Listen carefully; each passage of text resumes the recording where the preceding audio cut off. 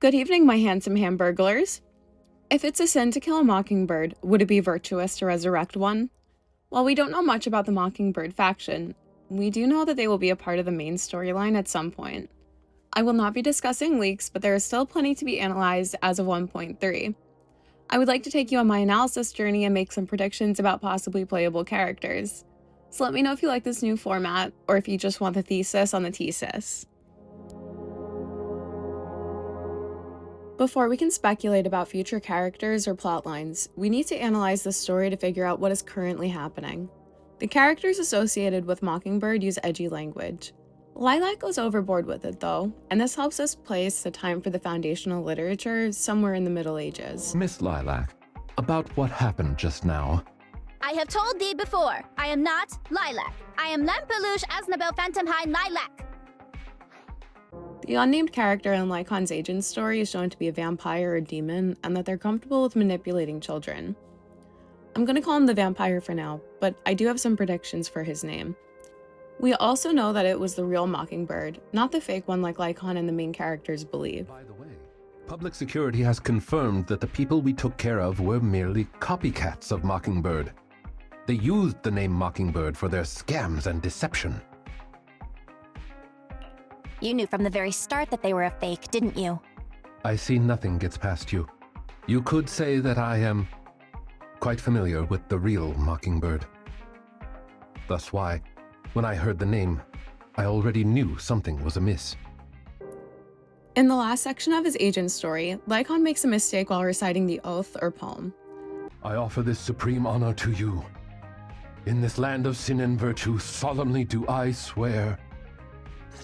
Humility, courage, integrity, compassion, fairness, self-sacrifice, devotion, honor.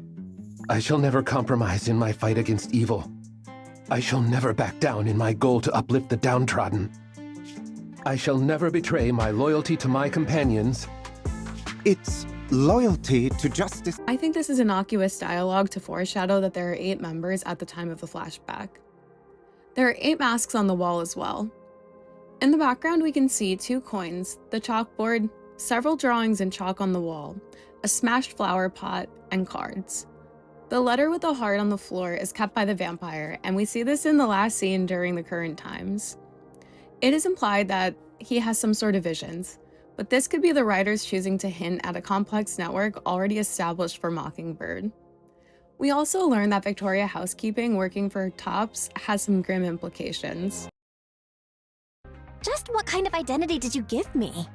Simply put, you are an influential and all-powerful head honcho of a crime syndicate that delights in doing evil.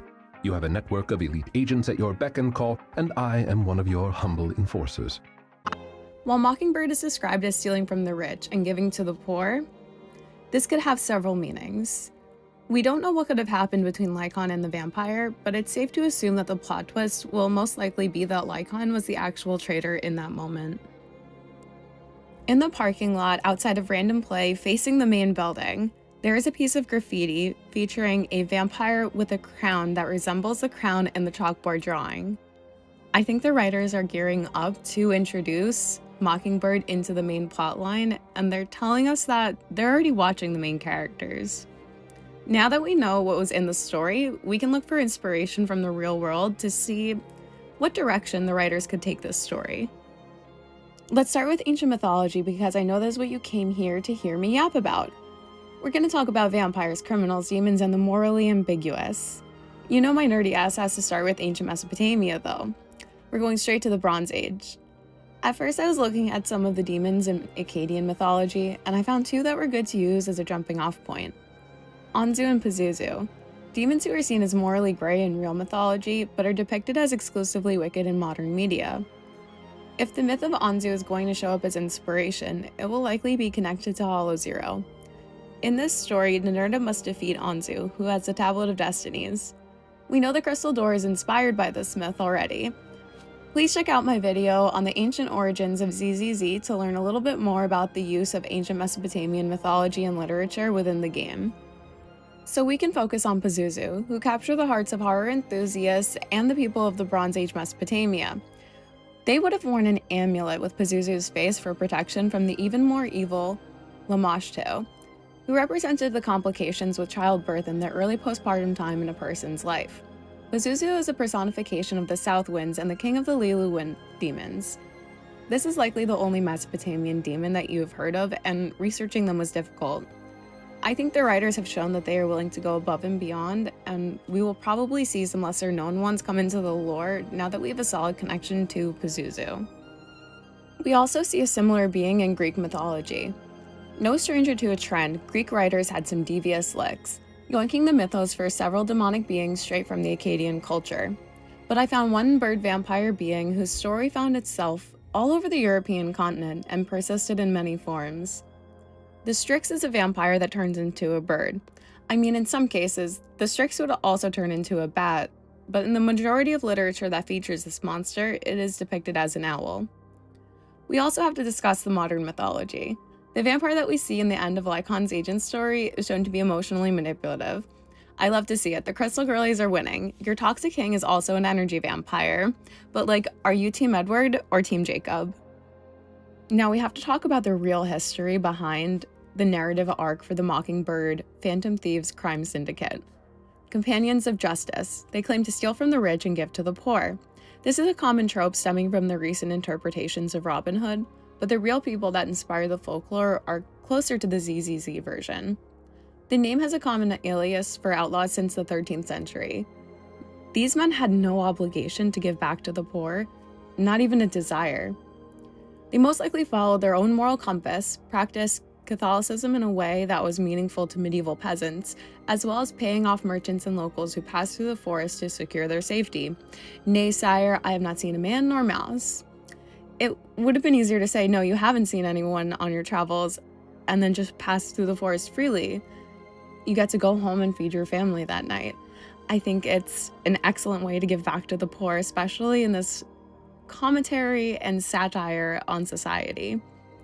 In every version, there's also an emphasis on respecting women.